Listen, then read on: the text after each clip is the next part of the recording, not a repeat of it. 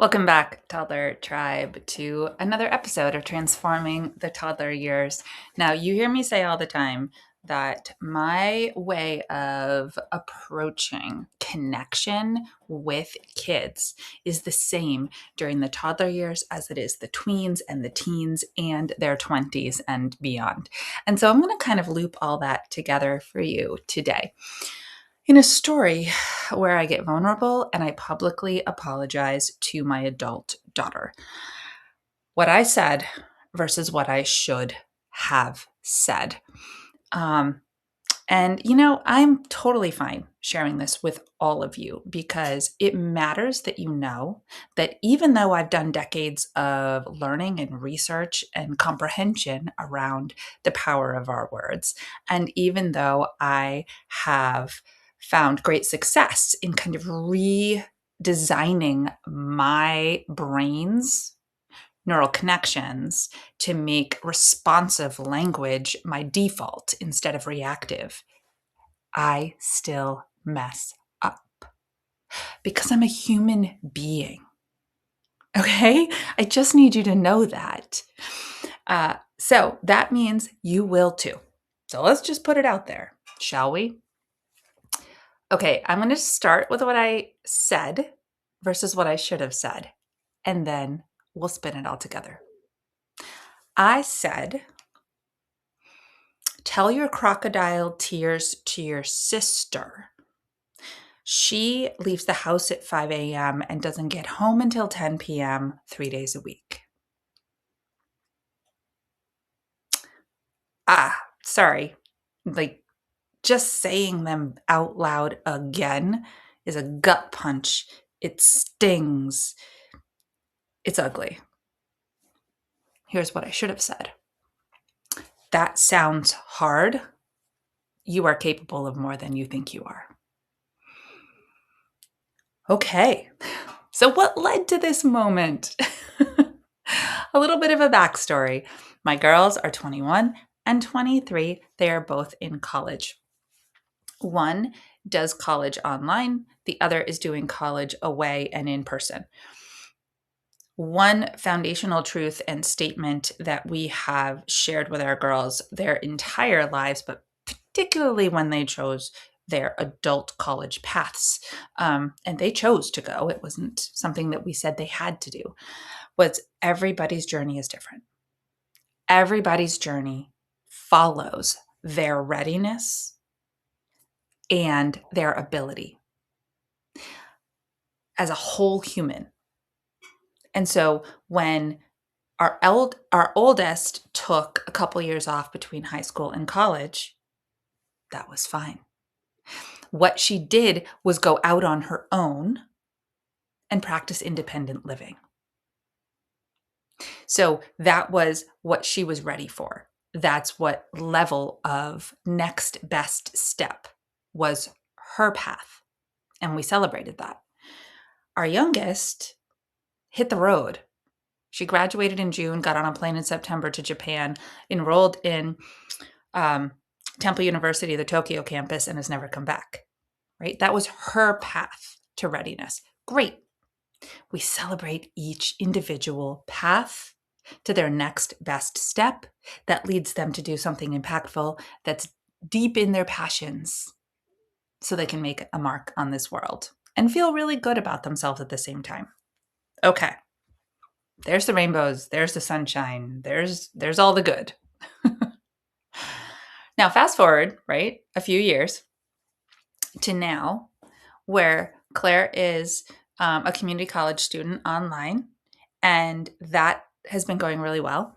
And Caroline is in her junior year of her program abroad, and that continues to go well too.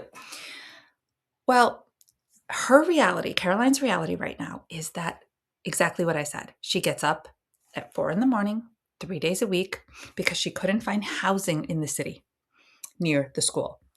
So she lives an hour and a half away from school in the countryside in Kanagawa. So she stacked all her classes into Mondays, Wednesdays, and Fridays. So she gets up at 4 a.m, and she gets on the train at 5 o'clock and she gets back by train around 9:30 or 10 p.m. 3 days a week, and it is exhausting, as you might imagine. That's her reality. It's not her sister's. And in a conversational moment where Claire and I were looking at her schedule for her next semester, which they're a week apart in when they started their semester. So Caroline's a week in and Claire's about to start. Had one day where there were two things happening at the same time. Well, not actually at the same exact time, but like two things stacked into one calendar day. And she was expressing some anxiety around being able to manage both. And my subconscious brain, my reactive speech said it. You should show your crocodile tears to your sister because this is how hard she's working, right? Oh my gosh. And even further to my discredit in that moment, I didn't catch it right away. I didn't. I mean, it has taken me 12 full hours, like a sleep cycle, plus my whole day so far. And it just hit me like a ton of bricks. Oh my gosh, I did that. And that is my sensitive kid. That's my emotional child. That is my introvert who chews on things and allows them to settle. And I'm always the one who lifts her back up. And I put her there. Ugh. And so, when I see her today, I will apologize in person. Repair work is actually far more powerful than our damaging statements. I'm going to say that again, because remember at the top of this episode, when I said my ugly statement, I had to take a minute because it was such a gut punch even to me, and it wasn't me I said it to. Repair work is much more powerful than our ugly words. Repair work speaks to the relationship. And that is always at the core of everything that you do. So I will have a repair conversation with her later, and I will vulnerably, and I will just ask for forgiveness straight up. But I want to share with you kind of the linguistic breakdown and that identity building that comes out of the book when we say those subconscious speech things. So, one, there was comparison.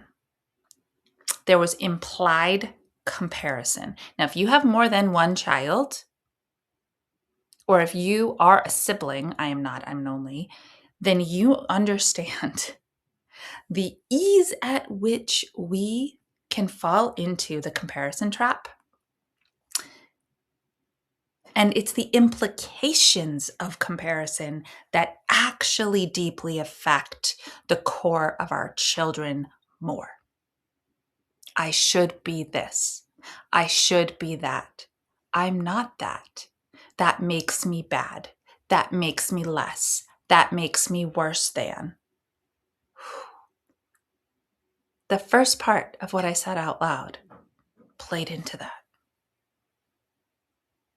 The other thing that I have spent 2+ decades drilling into my beautiful girls' minds and hearts is that who they are is enough. Who they were born into the world as is enough. And it's my job and the other people in their world that they invite to follow that, to accept that, to accept each of them for exactly who they are, because that's how they're going to bring their best selves to the world. And I fell into the comparison trap. Now, the other thing that's true about why we do this, even when it's subconsciously triggered, is we're trying to motivate. We're actually trying to inspire them to a new mindset and to take different action. But it really doesn't work at all. It's so counterintuitive. Even though we might be coming from the right place, the meaning that they absorb from us is exactly the opposite. The second thing that I did was I broke trust. I broke trust in our relationship, and we have an extraordinary relationship. She knows she can come to me and talk about anything because I will literally just listen and then reflect or listen and ask, are you asking for my advice in this moment?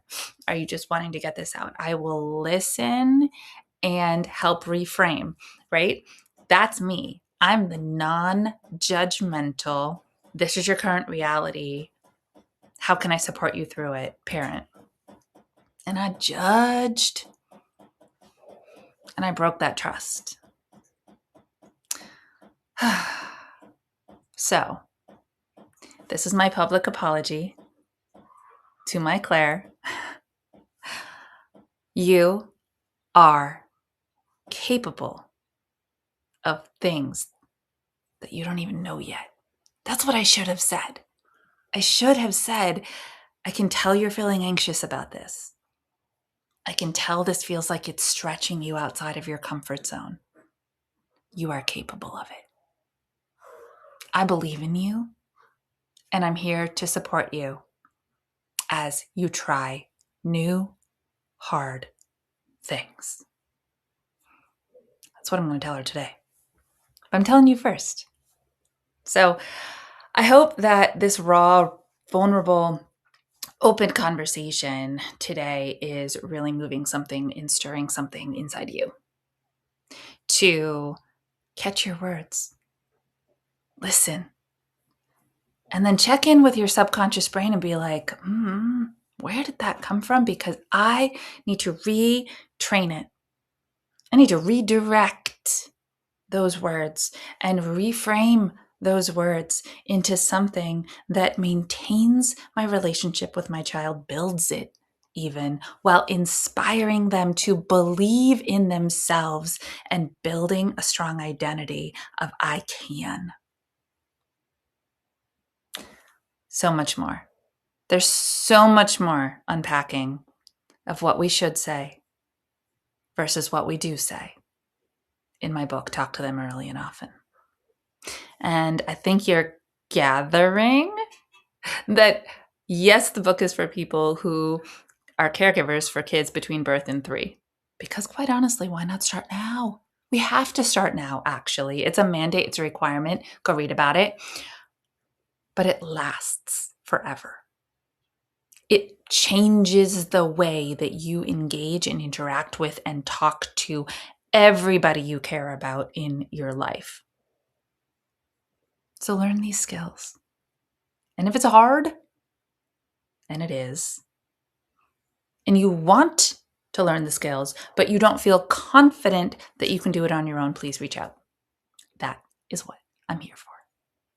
All right, Toddler Tribe, you know what to do. Stay mindful and proactive until our next episode as we transform the toddler, tween, teen, and 20s.